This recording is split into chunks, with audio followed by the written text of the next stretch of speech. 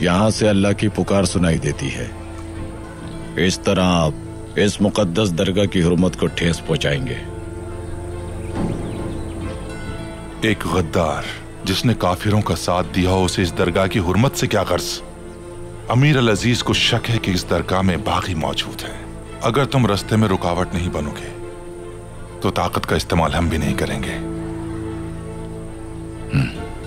इन्हें रास्ता दो।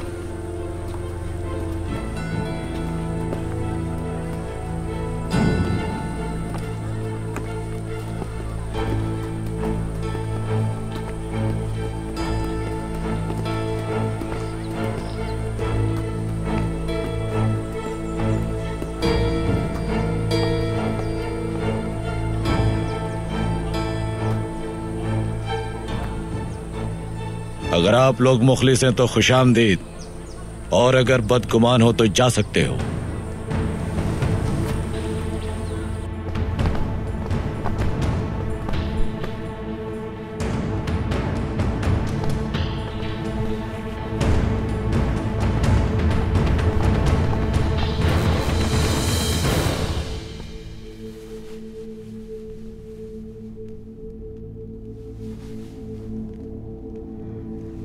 पीर हजरत, कहो क्या कहना चाहते हो? नासिर अंदर आ चुका है, लेकिन शहाबुद्दीन महफूज जगह पर हैं। अल अजीज ने झूठी खबर सुनकर नासिर को यहां तलाशी के लिए भेजा है, और सिपाही भी उसके साथ हैं। अच्छा,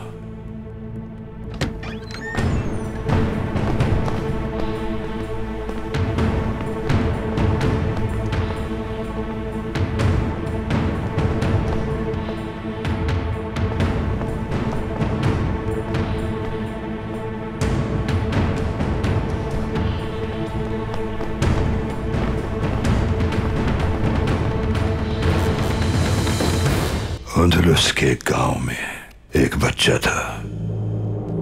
गंदुम के दाने लेकर अपने चचा के साथ वो एक गैर मुस्लिम चक्की वाले के पास पिसवाने ले गया। 2.5 मन गंदुम के एवज 1.25 मन आटा तय पाया। चक्की वाला एक बहुत बेईमान आदमी था। उसने 2 मन आटा तोलकर उस बच्चे के हवाले कर दिया।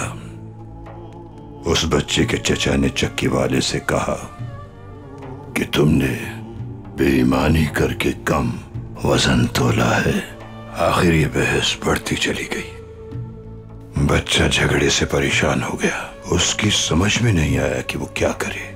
वो दोनों लड़ रहे थे। अचानक वो थैला फट गया और आटा उन दोनों के सरों पर बिखर गया। अब वो बच्चा कुछ समझ नहीं पा रहा था कि दोनों में से उसका चचा कौन है।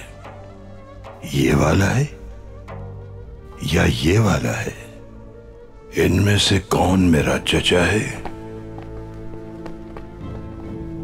और कौन काफिर है?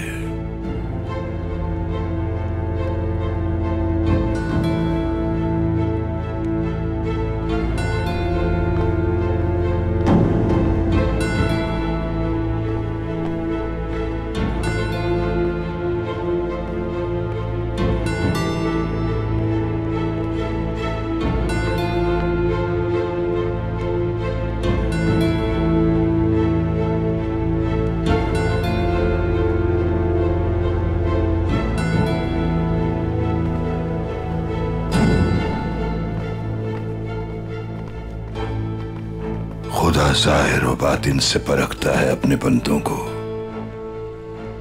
बहुत से काफिर खुद को मुसलमान बताते हैं, लेकिन ईमान नहीं होता उनके दिल में। हक ताला ने सूरह बकरा में फरमाया है कि ये वो लोग हैं जिन्होंने हिदायत छोड़कर गुमराही को खरीदा है, तो ना तो उनकी तिजारत ने फायदा पहुंचाया उन्हें और ना ही वो हिदायत याफ्ता होंगे।